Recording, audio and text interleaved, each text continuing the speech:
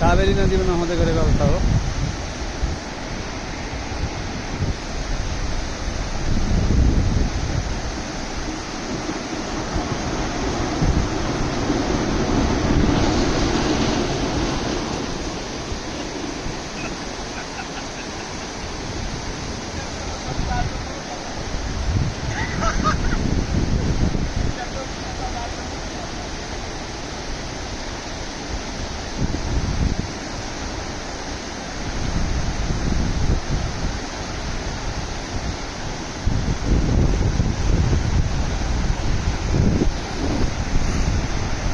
पाथिभरा मन्दिर के अरे दर्शन गर्नुभन्दा पहिले यो नदीमा नुहाउनु पर्छ भन्ने धारणा रहेको छ दर्शक मनभाव। यो काबेली नदी हो र यहाँ के भनाइ छ भने नि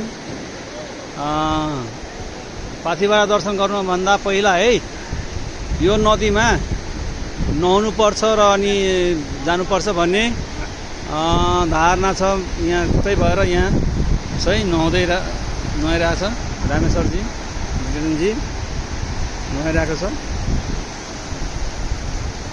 हेर्नुहोस् पानीको बहाव कस्तो तेज छ है। सचेत भएर नुहाउनु पर्छ यहाँ, नभए बाढीले लगिदिइहाल्छ।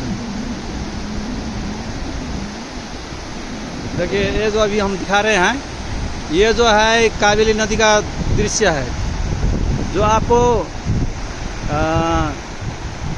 पाथिभरा मंदिर जाने से पहले इस नदी में स्नान करके जाना पड़ता है। यहाँ का जो नियम है, जो इस नदी में नहा कर जाता है तो अच्छा रहता है, तो यहाँ का कहाव है और वो तो मालूम नहीं और इससे ज़्यादा, मगर जो बोलता है आदमी सब जो ये कावेरी नदी है और ये नदी में नहा करके पाथिभरा दर्शन के लिए जाते हैं तो अच्छा रहता है वो।